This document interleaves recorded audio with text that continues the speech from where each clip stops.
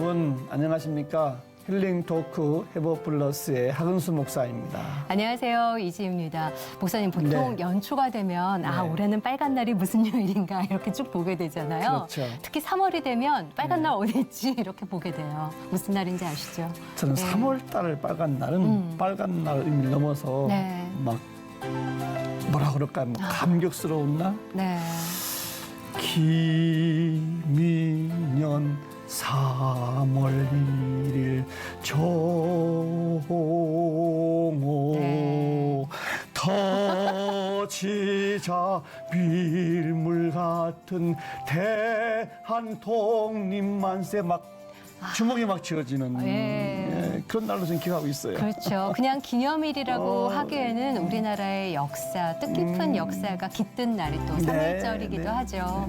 근데 그 3.1절을 이루기 위해서 정말 수많은 분들이 운동을 하셨잖아요. 네. 그 가운데는 기독교 분들이 그렇게 또 많으셨다고 얘기를 들었습니다. 그러면요, 예. 우리 그 독립선언서에 서명한 분들 33명 가운데 네. 16분이 기독교 지도자들이잖아요. 네. 이거 잊으면 안 되는데. 그렇죠. 네. 예, 특히 그분들의 나라 사랑하는 마음, 그걸로 내 몸을 던져서 나라를 지켰던 그 마음을 잊지 말고 우리가 이어가야 될 텐데요. 그래서 오늘은 특별히 그 마음을 이어보고자 네. 더 특별한 분들을 저희가 스튜디오에 모셨습니다.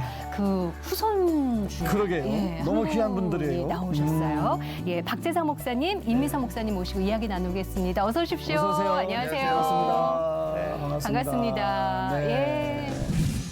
민족대표 33인 박동환 목사의 후손 박재상 목사.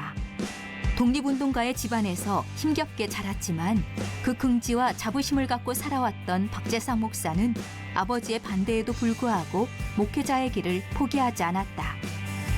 아내 임미선 목사의 헌신과 배려로 함께 조부의 살아온 길을 연구하며 목회하는 박재상 목사의 올곧은 인생길. 하나님을 따르는 삶의 증거가 되고자 고군분투하는 박재상, 임미선 목사 부부의 회복 스토리를 지금 바로 공개합니다. 아버지한테 들은 바는 저희 할아버지가 33인 중에 한 분이셨다. 그죠? 감옥에서 보시던 성경. 감옥에서 보셨던 네. 일본어 성경. 일본어 성경. 저희 할아버지가 기독신보라는 네. 그때 유일한 민족지에 있어서 주필을 하셨어요. 대한민국 건국훈장을 받으셨거든요. 네. 그거에 대한 거를 갑자기 보내와가지고 기도응답이 사실 20년 지나서 이루어진 것이죠. 놀라셨겠다. 그럼요. 예. 네.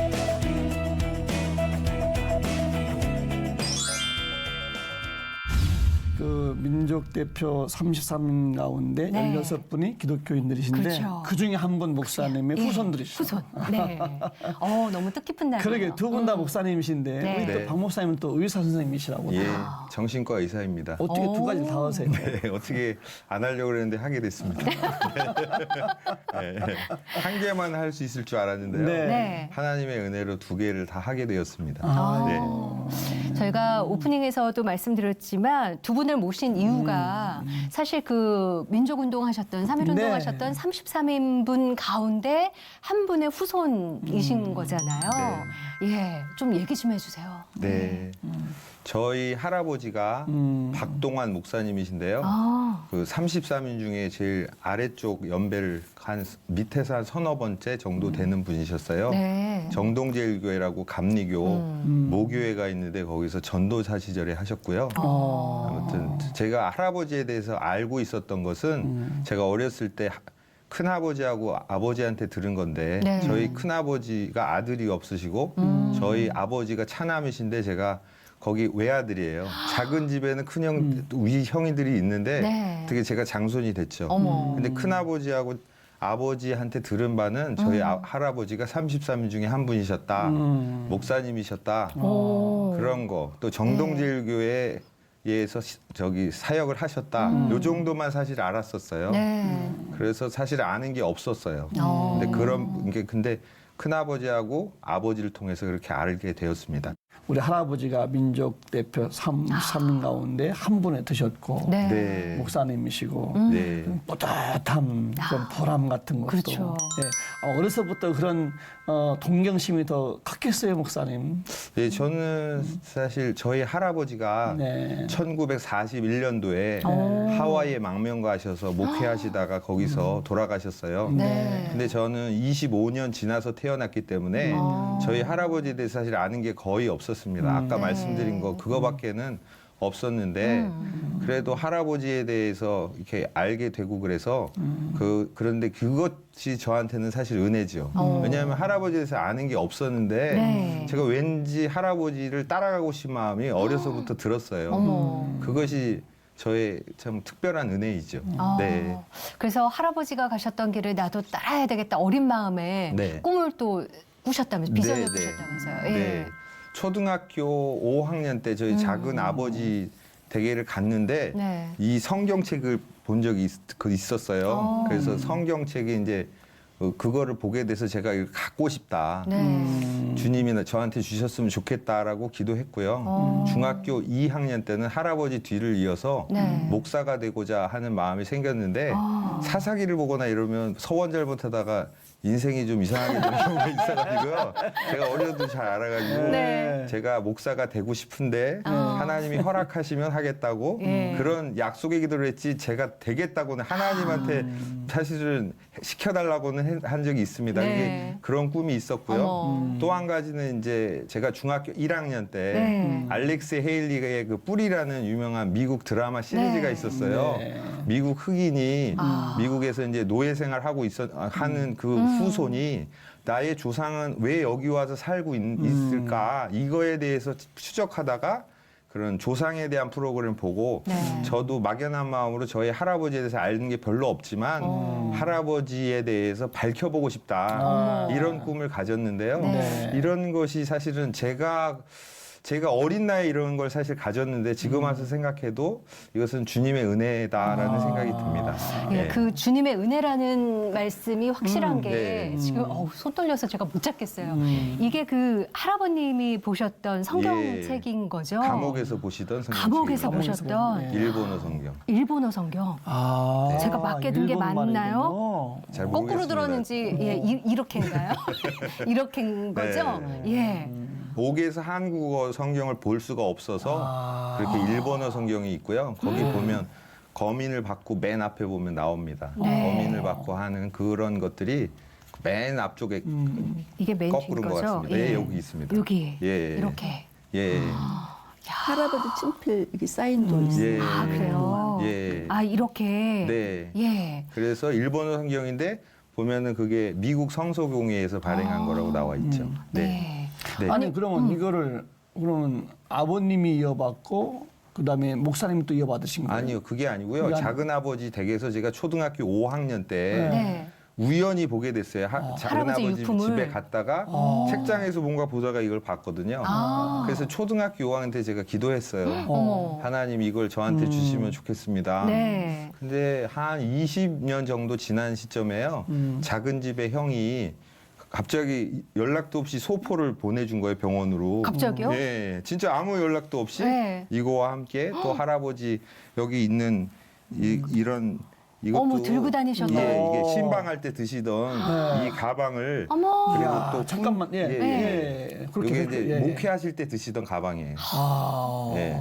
그게 줄 잡아서 몇 년쯤 적어도 1930년대니까요. 지금 80년은 되지 80년 않을까요? 넘은 예. 예. 이거를 보내오셨어요? 예, 이거 하고 네. 또 훈장증 이런 할아버지가 어머.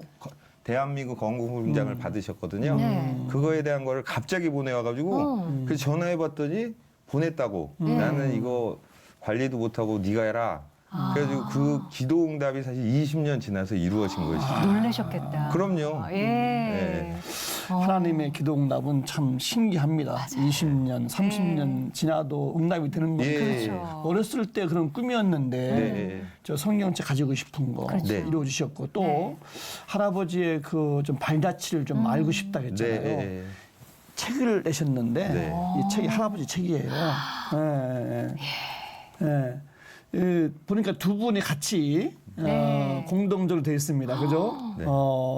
어떤 책이에요, 이 책은? 그건 사실 저는 할아버지 근곡 박동환의 생애와 기독교 민족 운동에 대해서 논문을 썼고 남편은 할아버지의 사상을 기독교 민족주의로 체계화돼서 남편 목사님은 또 그걸로 논문을 썼고 그래서 2019년이 1919년 3.1운동이 딱 100주년 100주년. 해잖아요. 네, 그래서 네, 저희가 네. 2018년에 박사 학위를 받았고 2019년 2월에 그 두 가지 논문을 합쳐서. 합해서 근곡 이 책이. 박동환의 생애와 이야. 기독교 민족주의의 운동 연구에 대해서 여기 책을 3.1운동, 냈습니다.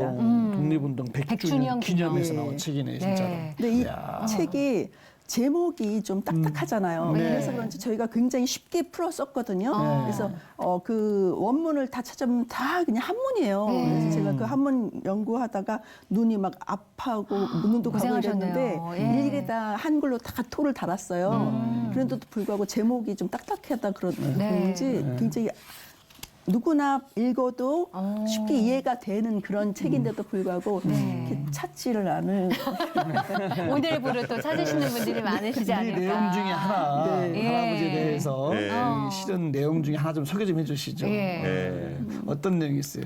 하나만. 사실 저희 할아버지가 식민지에서 사셨잖아요. 네. 그런데도 불구하고 일본 사람들에 대해서 상당히 비판적인 글도 많이 쓰셨습니다. 그래서 거기 보면 일본 사람들에 대해 상당히 비판적인 내용의 글도 있어요. 저희 할아버지가 기독신보라는 잘 모르시는 분도 계시지만 1915년에 창간돼서 1937년인가 폐간된 우리 기독교의 유일한 신문이었는데 그게 기독교의 신문만이 아니었습니다. 1915년부터 20년 사이에는 민족의 유일한 언론지였어요. 한글로 된. 예. 그리고 이제 문화 통치가 시작되면서 3.1운동을 해서 문화 통치가 되면서 조선일보, 동아일보 이런 것들이 허락받고 허가돼서 됐지만 네. 그때 유일한 민족지에 있어서 주필을 하셨어요. 거기에 보면 그런 내용들이 많이 나와서 저희 할아버지가 주필 하실 때 네. 기사가 삭제되고 그래서 그 부분이 빠진 기사가 나오고 이런 식의 그런 민족적인 그런 정기를 그런 절개를 가지고 있으셨던 네. 분입니다. 네. 야, 이게 네. 후손이긴 하지만 할아버지가 지금 살아계셨다면 얼마나 기특해 하셨을까 싶기도 하고 네. 후손으로서 할아버지의 그런 업적을 연구하면서 또 느끼신 것도 많으셨을 것 같거든요. 박동환 네. 목사님 그 업적 조금만 더 자랑 좀 해주세요. 예. 저희 할아버지는 관직으로 시작하셨어요. 근대 교육을 많이 받으셨습니다. 지금으로부터 뭐 보면 건기고등학교 이런 데도 초등학교 때부터 쭉 다니시고 한승어 외국어 학교 영어과를 나오셔가지고요. 보통 그렇게 되면 관직에 진출하는데 네. 한 1년여를 하시고 다시 배제학당을 들어가셨습니다. 그리고 또 거기서 공부하시고 또 보성 전문 학교에서 법률학과로 또 나오셨어요. 네. 그래서 근대 교육을 유학을 안 가셨지만 많이 받으셨고 그래서 아까 말씀드린 대로 1915년에 기독신보에 입사하시면서 본격적인 사회 활동을 하셨고요. 그렇게 하다가 이제 언론으로 모든 거를 밝힐 수 없는 그 시대 가운데 이제 항함으로 드러내야 되겠다 그래서 3.1운동에 들어가셨는데 저희 할아버지가 나이가 굉장히 어린 축이고 중요한 것은 저희 할아버지는 자발적으로 그때 젊은 사람들 3.1운동 기독교 측 대표를 규합하던 분이 박희도 선생인데 저희 할아버지는 괜히 그가 사실도 모르고 어디 독립운동하는 데 없냐. 네. 내가 거기 들어가겠다고 하다가 박희도 선생이 몇 자리 안 남은 자리에 저희 할아버지를 끼게 되고 그래서 이제 독립운동을 하게 되셔가지고 네. 그렇게 됐고요. 그리고 이제 다시 한 2년 8개월 정도 옥살이를 하시고 나오셔서 기독신보의 주필로 다시 복직을 하셨습니다. 그래서 언론 활동을 하셨고 거기는 또 원래 선교사들이 하던 그런 거예요. 네. 그런데 이제 민족 자본으로 된 신생명이라는 잡지가 좀 어려움에 처하셔서 주필 자리를 버리고 그리를 가셨죠. 그리고 나서 그리고 또 10년 동안은 또 절필을 하세요. 한동안을 25년부터 절필을 하세요. 왜냐하면 이제 행함으로만 하시려고 하셔가지고 네. 신간회라는 우리나라에 유명한 단체가 있습니다. 이것은 좌파와 우파가 합작된 그런 단체에 있어서 그 중에 재무를 담당한 총무 간사로 계셨습니다. 중요한 자리를 네. 하셨었네요. 그리고 이제 목회적인 걸로 보면 당시에 감리교회는 교회학교장이 담임 목사가 하는 게 아니고요. 네. 교회학교장이 담임 목사가 아닌 사람이 합니다. 저희 할아버지가 전도사셨는데 지금의 전도사 개념이 아니라 그걸 옛날엔 본처 전도사라고 하는데 교회의 전도사인데 지금 전도사는 장로교회식의 전도사인데 네. 원래 감리교회 전도사는 어떤 거냐면 장로이면서 전도사. 그러니까 설교권도 가지고 있고 네. 그리고 장로면서 평신도면서 대표고 이런 역할을 하셔가지고요. 주목할 만한 특기할 만한 것은 1923년에 우리나라에서 최초로 여름 성경학교를 개최했다. 그런 게 그 기독신보 사설에 나옵니다. 네. 목회적으로도 그런 걸 하셨고요. 그리고 이제 신간의 운동이 좀 어려움에 처하셔가지고 하와이로 망명을 가셔서 네. 거기서 또 담임 목회를 하시고 그 중에 또 다시 한인 기독교보라는 걸 통해서 언론 활동도 하시고 독립운동도 하시다가 네. 그렇게 해방하면 돌아오실 생각이셨는데 해방을 못 보시고 해방 전 4년 전에 돌아가셨습니다. 그렇군요. 네, 예. 야. 하와이 가서 이제 목회하신 건데 사실 망명하셔서 네. 그때 일본에 식민지 있을 때니까 얼마나 고국이 그립고 진짜. 가족들이 그리우셨겠어요. 네. 근데 그런 좀 흔적은 좀 찾아보셨나요? 저희가 그 논문을 쓰기 위해서 할아버지의 자료를 수집을 해야 되잖아요. 네. 근데 사실 할아버지의 흔적을 찾겠다라는 생각은 오래전에 저한테 얘기를 했었어요. 계속해서. 네. 근데 그게 바다 모래사장에서 바늘찾기 식이고 네. 이게 과연 될까라는 생각을 저는 사실 했었어요. 네. 무에서 유를 창조하는 그런 시기였거든요. 네. 근데 남편의 제가 남편을 볼 때마다 항상 느낀 건 뭐냐면 의지의 한국인이다. 그건 정말 제가 인정을 해요. 네. 제가 오랫동안 지켜봐온 결과 꿈이 시간이 길어서 그렇지 네. 꼭 한번 이렇게 마음 하겠다고 먹으면 하면. 하겠다고 하면 뭐 아무튼 오로지 네. 그 길로만 찾아가요. 그래서 제가 네. 그 점은 제가 인정을 해요. 의지의 한국인. 그래서 이제 예. 남편이 아무튼 집요하게 이제 인터넷으로 검색을 한 거예요. 왜 할아버지가 와이하와 교회, 네. 하와이 네. 그 교회 거기서 이제 목회를 했다라는 그 소스는 갖고 있었잖아요. 네. 그래서 인터넷 검색을 하다가 어느 날 그 교회에 전화번호를 발견했어요. 오. 근데 영어를 저희가 유창하게 잘 못하잖아요. 네. 근데 마침 그때 우리 교회 교인 중에 영어를 아주 모국어처럼 잘하는 청년이 있었어요. 그래서 그 청년 통해서 네. 마침 연결이 돼갖고 연결이 돼서 이제 2013년에 갔어요. 네. 이제 우리가 가겠다. 할아버지 박동환 얘기한 거 알아듣더라고요. 오. 초대 목사님이죠. 초대 초대 목사님이라고. 목사님이시니까. 그래서 이제 우리가 큰 마음 먹고 의사는 쉽게 해외여행을 못해요. 네. 진료하기가 좀 바빠가지고. 그렇죠. 출입국 관리 네. 다 나와서 네. 그 해서 아무튼 큰 마음 먹고 갔는데 거기에 마침 예. 6명이 생존해 계셨어요. 할아버지한테 직접 한글 학교와 성경 학교를 공부를 사실 가기 전에 살아계시다는 거 듣고 사실 약속하고 갔죠. 네, 6분 중에서 이제 3분 할머니와 인터뷰를 했는데 할아버지한테 직접 교육을 받을 때 이분들이 이제 뭐 7살, 13살, 어머. 뭐 이런 10살 전후에. 10살 전후. 예. 그러면서 그분들을 직접 이제 만나서 인터뷰를 했어요. 그분들이 그런데 뭐라 하시던가요? 너무 놀랍다고. 그런데 그분 한 분이 말씀을 하시기를 하나님의 계획이었던 것 같다고. 이런 거 이제 그 책이 이제 그 할머니한테 얻은 책이거든요. 네. 그 교회에서. 교회의 교회사. 네, 네. 교회사로 이렇게 했는데 여기 책이 바바라 김 야마시타. 네. 그러니까 이분 보면 이분이 지은 작가 이름 보면은 봐봐요. 김 한국인이죠. 그러네요. 야마시타 일본인이죠. 그러게요. 바바라 미국이죠. 이 세 가지가 다 짬뽕 교회인 거예요. 그렇게 표현을 하셨어요. 짬뽕 교회라고. 우리는 짬뽕 교회라고. 그래서 남편이 일본 사람이라는 남편이 그러시구나. 야마시다. 뭐 다 네. 이렇게. 그래서 그 당시에는 한인 교회였지만 지금은 거기에 보면은 다 이게 인종이 다 모여 있어요. 그래서 뭐 일본인, 한국인 네. 없이 다 합해져 갖고. 야. 근데 그 할머니가 우리는 사실 할아버지에 대한 흔적을 먼 그 그림자로만 알았잖아요. 네, 근데 막연한. 그 할머니랑 직접 대면하면서 이제 증언을 들었더니 네. 저 이런 말이 있어요. 거인의 어깨 위에 올라서서 세계를 본다라는 말이 있잖아요. 그래서 그분들의 증언을 통해서 할아버지의 시각으로 네. 그 현재 살아있는 그 당시 상황을 이제 알게 됐어요. 네. 그래서 저는 제일 첫 번째 궁금한 게 할아버지가 혼자 가셨거든요. 근데 가족들과 함께 가려고 했는데 일본 사람들이 방해를 해서 못 갔어요. 근데 나이 많으신 분이 또 이렇게 보면은 고문 후유증으로 많이 고통도 당하고 이번 그 증언을 하신 할머니 말씀이 이렇게 지나갈 때 앓는 소리를 내셨대요. 할아버지가 앓는 소리 이러면서 보면서 이런 손등이며 이 목 뒤에 화상 흔적이 있었다고. 아이고. 근데 왜 화상 흔적이 있는지는 모르셨어요. 네. 근데 알고 보니까 3.13 민족대표 분이셨다. 밝히지를 않으셨대요. 말씀을 거기에서 안 하셨어요. 말씀을 안 하셨군요. 예, 전혀 말씀을 안 하셨어요.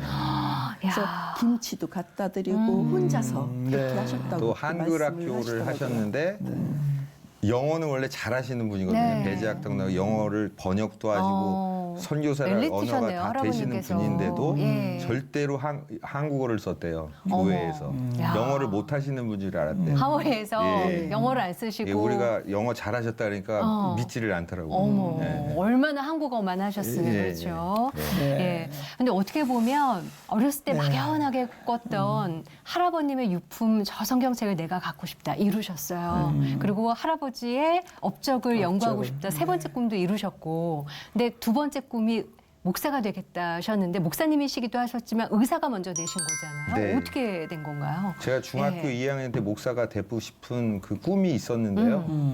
저희 아버지가 아마 의사가 되고 싶으셨던 것 같아요. 제가 이제 아버님께서 지내놓고 스스로? 보면. 그 저희 아버지가 하와이에 할아버지 계셔서 네. 의사 되려고 공부하고 의대 가고 싶어서 그리로 가고 싶어 했는데 네. 일제에서 보내주지 않았다. 그래서 이제 저희 아버지가 어려서부터 저한테 자꾸 주입을 하셨던 것 같아요. 지금 와서 보면. 아버님의 못다 이룬 네, 꿈을 아들한테. 의사 하셨는데 예. 이제 중학교 2학년 때 목사가 되고 싶은 꿈이 생겨가지고 고등학교 2학년 올라갈 때 원래 문과 이과 나누잖아요. 그렇죠. 그때 당시에 이제 그 들어보니까 문과에서 사학과나 네. 철학과 나와서 신학대학원 가는 게 목사 되는 길이다 이렇게 들어가지고 저는 이제 저희 아버지한테 전 문과를 성향이 또 문과가 약간 네. 강해요. 그래서 아버지 저 문과 가서 나중에 목사 된다 이렇게 네. 얘기했더니 내일부터 이제 학교를 다니지 말라고. 어. 왜냐하면 저희 할아버지 때문에 10대 때 이제 미국으로 망명 가시고 네. 그렇게 해서 돌아가셨잖아요. 그리고 고생을 굉장히 많이 아버님께서 하셨대요. 많이 하신 거죠, 고생. 그러니까 말씀이 밥 굶기를 밥 먹듯이 했다. 그러니까 옛날에 할머니, 그러니까 저희 할머니가 막 굶으니까 어디 맨날 뿜질하러 다니셨던 것 같아요. 그래서 어느 형제들이 거가가지고 동구 밖에서 그걸 기다리고 있으면 어느 날은 좁쌀을 한 대를 얻어와서 먹고 연명을 했다. 그러니까 너가 죽으려고 환장했냐 뭐 네. 이래가지고 절대로 안 된다. 내 눈에 흙이 들어오지 않는 한 안 된다. 네. 그래서 사실은 꿈을 접고요. 저희 아버지의 뜻에 따라서 네. 이제 이과를 바로 가고 이제 아무 생각 없이 또 이제 의대를 가게 됐죠. 그래서 의대로 먼저 가게 된 것이죠. 근데 아무 생각 없이 가는 게 아니라 그게 똑똑해야 갈 수 있는 게 아니라 그냥 공부했는데 나는 의대에 붙었어요. 이거는.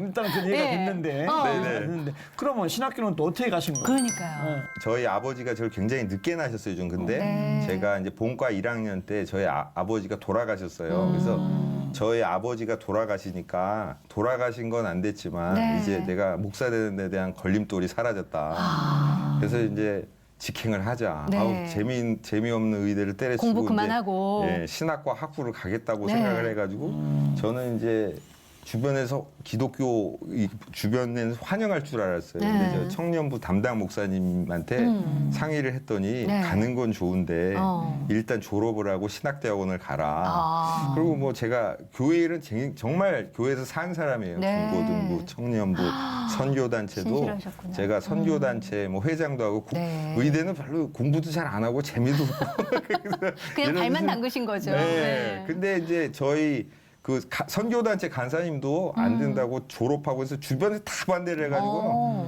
아휴 해가지고 이제 겨우 이제 꾸역꾸역 다니다가 네. 대학교 이제 본과 2학년 2학기를 가니까 문과 비슷한 학문이 나오는데 정신과라는 게 나오더라고요.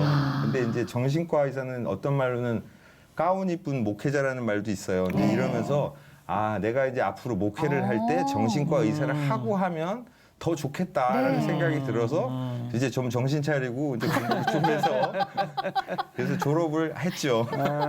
여러 의미로 해서 정신과로 예. 졸업을 하신 거군요. 그래서 예. 이제 정신과이기 때문에 이제 정신과 전문의도 하게 되고 야. 그런데 이제 나오자마자 네. 이제 한 1년을 이제 학비는 벌어야 되니까 벌고 이제 예. 때려치고 이제 대학을 가려고 이제 신학대학원 가려고 했죠. 네. 그러다가 이제 야간이 있더라고요. 대전의 침례 신학대학원에. 네. 그래서 이제 그렇게 들어가게 된 거죠. 네. 그러면은 의사 먼저 하시고 나서 이제 정신과 전문의가 되고 네. 신학을 하신 거잖아요. 그렇죠. 그럼 우리 임 목사님은 신학대에서 만나신 건가요? 언제 만나셔서 연애를? 예.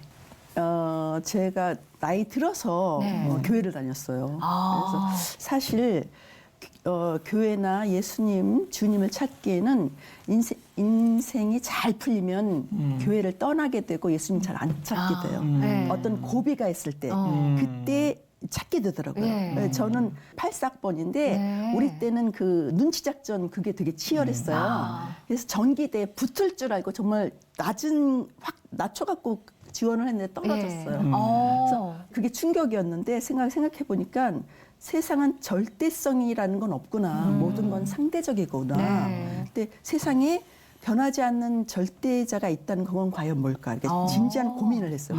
그 시기에. 학교 떨어지고 나서. 학교 떨어지고 나서. 만약에 제가 학교 학교에 떨어지고도 아니고 전기 떨어지고 전기 나서. 떨어지고 나서. 만약 제가 전기에 붙었다면 지금도 기고만장하고 아주 그냥 눈에 보이는 게 없었을 거예요. 근데 그게 고민을 하다가 한참 그렇게 고민을 하고 있는데 제 그 고등학교 동창이 네. 그 친구 아주 친했거든요. 그런데 나를 만나려면 교회로 오라고. 그러면 놀러 오라 그랬죠. 놀러 놀러 오라고. 오라고. 교회로 오라고. 그러면은 교회로 한번 와. 이러더라고요. 그래서 그래 한번 가보자. 그러고 이제 3월에 네. 신입생 때 교회를 가서 그게 이제 첫 시발점이 돼서 쭉 네. 이렇게 된 거죠. 그럼 교회는 그렇게 가신 거고 두 분은 그럼 제가 교회에서 이제 만나신 교회를 거예요? 옮기게 돼가지고요. 대학교 2학년 때 나가는데 처음 만났거든요. 그래서 원래 이제 동성 친구보다 예. 더 친한 친구로 지내다가 그래서 제가 사실 초신자일 때 네. 성경 공부도 시키고 영접도 시키고 사실은 어떻게 보면 제 첫 번째 제자예요. 어머. 그렇게 얘기할 수 있어요. 그때는 사심은 없으셨어요? 없죠. 그쵸, 전혀 없었죠. 전혀. 그럼 제자를 어느 정도였냐면 어떻게 결혼하셨을까? 어느 정도였냐면 제가 그때 이제 뭐 미팅을 해서 제가 아버지가 군 출신이셔서 네. 저는 이제 다 얘기하셨군요, 그런 예. 걸. 그 미팅을 해서 비리를 다 알아요. 이상적인 남자를 만나면 와갖고 다 의논했어요. 세상은 너는 네. 같은 남자니까 연애 나 상담. 남자 심리를 잘 알잖니. 네. 이 친구는 나한테 이러이러한 얘기를 하는데 이게 립 서비스를 하는 건지 진짜 네. 나 마음에 있어서 하는 소리. 너가 한번 판단 좀 해봐. 네. 근데 그 얼굴도 당시에도 다르고요. 그 당시에도 참 이렇게 상담을 잘해줬어요. 야. 이게 참 상담을 진짜 잘해줬어요. 그래서 자, 있는 거 다 얘기했죠. 뭐 제가. 충분한 얘기는 다뭐들 시간 없지만 그렇게 해서 교회 처음 갔고 결혼도 뭐 그 정도만 이제 이해가 네. 되는데 어떻게 목사님이 되셨어요 또? 그러게요. 저는요, 사모가 제가 볼 때 그건 목사. 제가 말씀을 못 네. 왜냐하면 목사가 될 사람이니까 네. 의사는 때려칠 거니까 사모가 되려면 나랑 결혼하자. 네. 그래서 분명히 그렇게 하자 그랬어요. 그런데 여기는 제가 한 거에 대해서 믿지를 못한 거지. 과연 그렇게 될까? 할 거라고는 상상을 안 하셨나요? 네. 저는 말씀만 그러고? 솔직히 네. 말씀드린다면 저는 그때 신학생이면 결혼 안 했어요. 근데 분명히 약속하고 결혼을 한 거죠. 네. 그러니까 제가 뭐 목사를 한다 그러면 적극적 반대는 못 하고요. 소극적 반대를 하는 거죠.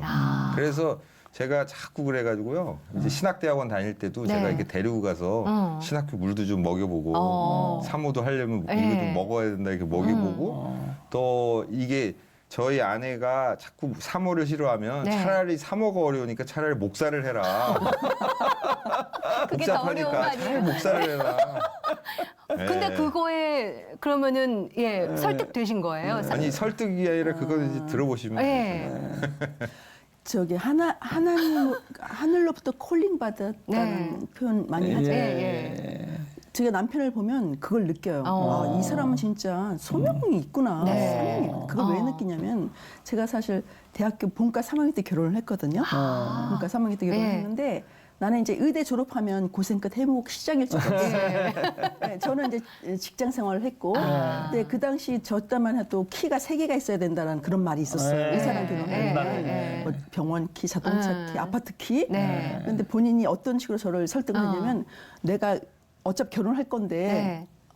의사가 돼서 결혼하면 너 해올 거 많아. 의사 되기 전에 그러니까. 그러니까 본과 때 결혼하지 그렇게 다 이게 무마가 된다. 그런 식으로 저를 이제 설득을 했어요. 그래서 본과 3년 때 결혼을 했는데 이제 인턴이 있고 레지던트 있는데 네. 겪어보니까 그게 왜 그 말이 나왔는지 알았어요. 왜냐면 그 물질적인 게 서포트가 필요하겠더라고요. 네. 왜냐면은 그 월급 갖고 원서 한두 권 사면 없어요. 생활비 없어요. 네. 전혀 진짜 없어요. 그래서 그래도 이제 어떻게 해요? 해야 되니까 이제 이제 어차피 의사는 될 거니까 네. 열심히 이제 했는데 어느 날 인턴 다 끝나고 레지던트 끝나고 전문의 되면 이제 고생 끝 행복 시작일 줄 그렇죠. 알았는데 막년회 끝나고 1년 되는 날 전문의 돼서 이제 돈 좀 받는 동안 막년회 하고 이제 평안한 가운데 집으로 돌아올 때 집에서 운전하다가 네. 갑자기 저한테 집으로 가는 길에 어. 저한테 진지하게 얘기를 하는 거예요. 이렇게 사는 삶은 하나님이 원하는 삶이 아닌 것 같아. 네. 이렇게 평범한 의사의 삶은 하나님이 원하는 삶이 아니야.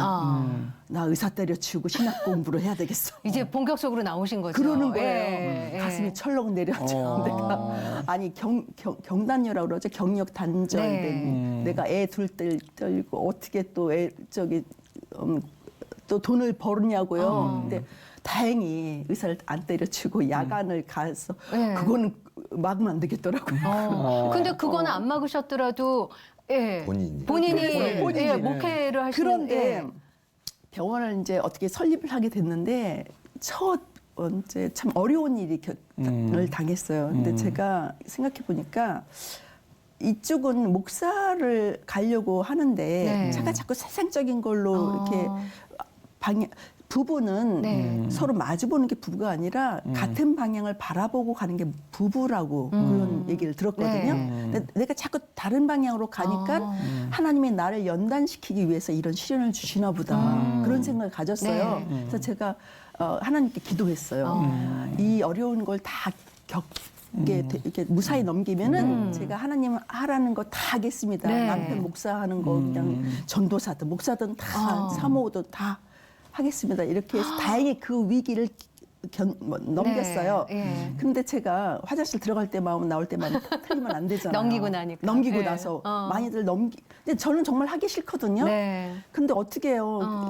근데 이제 상황에 보니까 왜 이럴 사람이 살다 보면은 거대한 파도에 의해서 내 의지와는 상관없이 그런 쪽으로 몰고 가는 몰릴 거를 때가 있죠.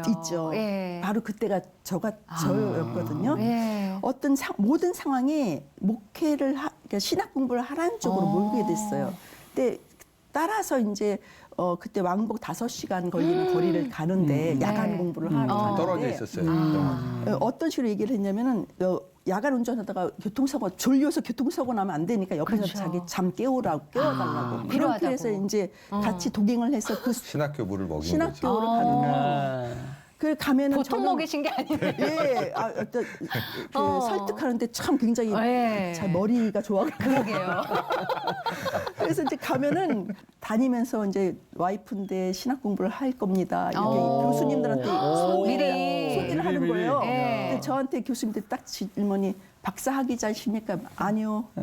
공무원이십니까? 아니요. 그러면 어쩔 수 없네. 시험을 보셔야겠습니다. 이래요. 근데 시험을 보는데 제가 그 이제 기출 문제를 갖고 왔어요. 네. 10년치 기출 그렇죠. 문제를 갖고 오는데 그 문제를 하나 풀려면은 성경의 위아래를 다 봐야 돼요. 그래서 문제를 풀어야 되는데 이제 공부를 해야 되니까 아이들 다 어릴 때니까 아이들 다 재우고 남편 자고 밤에 이제 공부를 하는 거예요. 그러면은 이 정도 볼륨의 책은 내가 마음만 먹으면 한 2, 3이면 다 읽을 수 있는 책이라는 생각했는데 네. 이게 아니에요. 저는 그걸 알아요.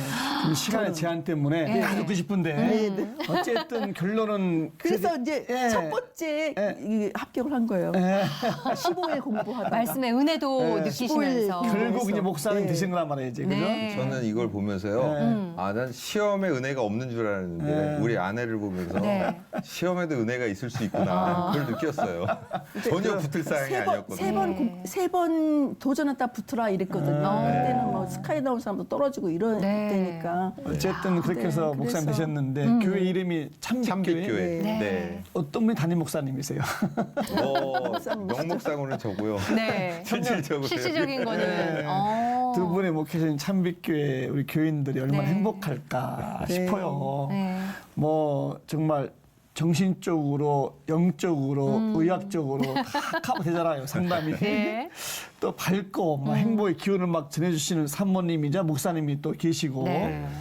참 다 좋아하시죠, 교인들도. 좀 얘기 좀 해주세요. 교회 얘기 좀. 아, 예. 저 아까 말씀 나온 저기 하와이 갈 때 네. 같이 이제 영어를 얘기해주고 교포 청년이 있었잖아요. 네. 그 청년 만난 지가 한 10년 가까이 돼요. 어. 근데 이제 어느 자매를 만나가지고요. 이제 결혼을 하게 되는데 문제는 그 자매가 크리스찬이 아니었어요.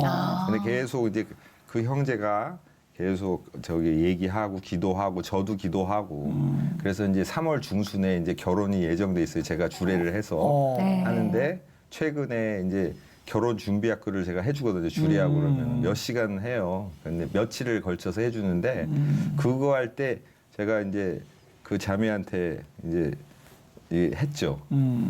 예수님을 믿으라고 네. 정말로.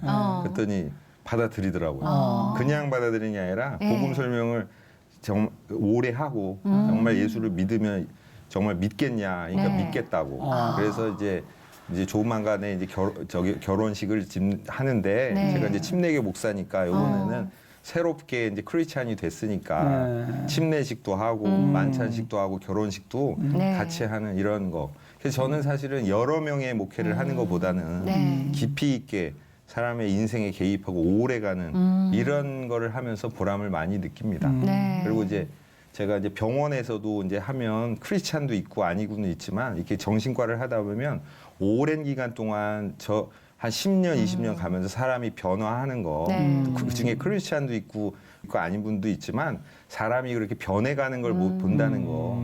그런 게 저한테는 기쁨이고 보람이 되는 거죠. 네. 네. 임 목사님은 돌아보시면 어머 내가 목회자 자리에 있는데 그렇죠. 예, 깜짝 놀랄 인생이신 네, 거잖아요. 맞아요. 목회 해보시니까 어떠세요? 예. 저는 하나님은 참 정말 다양한 사람을 쓴다는 말을 전 들어요. 네. 생각해요. 제가 그때 청년부 때 사모가 되겠다고 기도한 친구도 있었거든요. 근데 그 친구는 사모가 안 됐고 네. 저는 나는 정말 하기 싫은데 또 사모도 되고 거기다 목사까지 그러니까요. 했으면 하나님은 아. 사람의 그저 짓궂으신 하나님이시죠.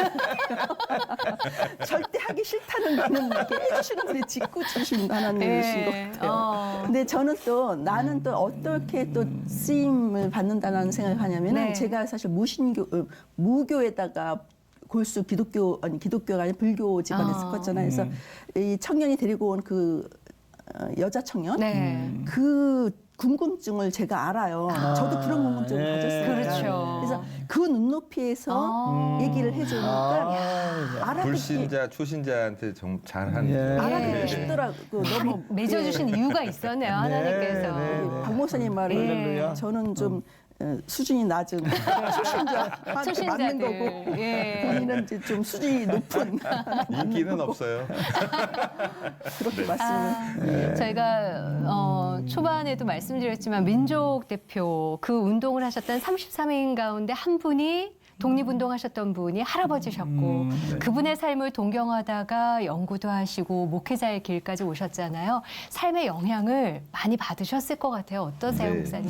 저는 사실 신앙생활을 하면서 사실 하나님에 대해나 신앙에 대해서 의심해 본 적이 별로 없어요. 그것이 제가 또 어렸을 때 뭐 예수님을 혼자 영접하고 목사가 되겠다 이런 것들이 어렸을 때 된 걸로 봐서는 네. 이게 제 힘으로 된 건가? 사실은 제 인생이 드라마틱하지 않은지 몰라도 신앙에 있어서는 드라마틱하지 않아요. 왜냐하면 저는 너무 확실하니까. 네. 그러니까 저는 안 믿는 사람들이 왜 예수를 안 믿을까가 그게 의아스럽죠. 너무 궁금한 거죠. 그 사람들은 내가 의아스럽지만 왜 예수님을 못 믿는 걸까? 이거 그렇게 지극히 당연하고 네. 아주 상식인데 이거 그런 마음이 들었다는 게 큰 그 할아버지로 인한 유산이고요. 제가 이제 나이 들어서 이제 할아버지 글도 사실은 잘 아무것도 몰랐지만 뭐 연세대학교 가서 국학 자료가 이런 데서 네. 저희 할아버지 기독신복을 신생명을 한의기독교에 있는 글을 보면서 그 글을 이제 읽게 한자 국한문 흥문체예요. 그거를 이제 봐가면서 보면 저의 신앙하고 저희 할아버지의 신앙이 비슷하다는 걸 느꼈어요. 이게 참 희한하다. 이게 목회자들이나 이것도 사실 성향이 다를 수 있거든요. 네. 그런데도 불구하고 이런 게 사실은 저와 성향이 안 맞으면 연구를 계속 안 할 텐데 어떻게 보면 네. 그리고 성서적인 메시지인 것 같아서 제가 지금도 하고 있습니다. 이제 네. 그런 것들이 저한테는 큰 믿음의 유산인 것 같습니다. 네. 예. 네. 제가 또 느낀 건요. 할아버지를 연구하면서 그분은 그 목사이면서 독립운동가이면서 기독 언론인 세 가지 네, 사역을 다 네, 담당하셨는데 남편 그 피는 목소리긴다라는 생각을 갖고 있어요. 남편은 사실 의사고 목사고 또 대학교에 또 강의도 나가고 있어요. 교수고 이 세 가지를 다 감당을 하는 그런 거를 보면은 참 피는 못 속인다라는 생각을 갖고 있습니다. 네. 네. 아 정말 두 분 시간이 좀 아쉽네요. 그죠? 네, 그 무궁무진한 그 스토리가 많을 네. 텐데 뭐 어쩔 수 없이 이 정도 마무리하고 이제 정말 의사로서 목사로서 또 사모로서 목사로서 네. 앞으로 영혼권의 기약에 정말 쓰임 받으시겠다 기대가 돼요. 기도 제목 하나만 좀 말씀해 네. 주시면 마무리 좀 하시죠, 뭐 이제. 네. 기도 제목. 제가 지금까지 이렇게 뭐 신앙생활을 하고 할아버지를 연구하고 있는 게 할아버지를 높이고자 하고 싶은 마음은 없고요. 사실 네. 하나님을 높이려고 하는 건데 네. 이 지금 한국에 있어서 3.1운동 때 이 나라를 주도했던 기독교가 뭐 억울한 면도 많은데 하여튼 세상으로부터 지탄받고 있는 이런 상황 가운데 한국의 교회가 정말 세상 사람들한테 존경받는 그런 교회가 되는데 제가 그런 거에 있어서 하나의 그런 역할을 감당할 수 있고 또 한국 교회가 정말 세상의 빛과 소금의 역할을 다하는 것이 제가 꿈꾸는 바입니다. 네. 그래서 저는 이제 여러 가지 공부를 했거든요. 의학도 공부했고 교회사도 공부했고 다양한 공부를 하고 있는데 세상을 향해서 우리 하나님이 주신 이런 복음이 예수 그리스도의 복음이 결코 세상의 것보다 낮고 천한 것이 아니라 개독교 소리를 들을 게 아니라 정말 세상의 빛과 소금의 역할을 충분히 감당하고도 남음이 있다. 아멘. 이런 메시지를 전할 수 있었으면 좋겠습니다. 네. 네. 우리 임 목사님도 그럼 예. 저한테 주어진 성도들이 또 제가 접하게 되는 사람들이 참된 기독교인으로서 올바르게 살아갔으면 하는 그런 그 중보 기도를 고요. 네. 또 저 개인적인 기도는 이제 남편의 영향으로 이래서 할아버지에 대해서 이게 논문을 쓰다 보니까 할아버지가 남긴 글을 많이 접하게 됐잖아요. 네. 근데 저 혼자만 알기에는 너무 아까운 글들이 많아요.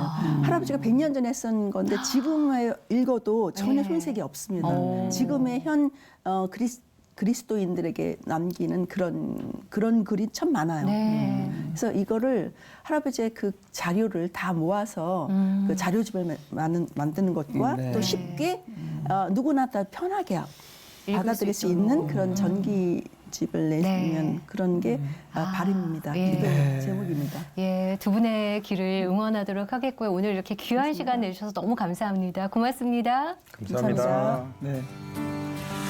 아, 저는 오늘 민족 대표 33명 가운데 한 분만큼은 정확히 알았네요.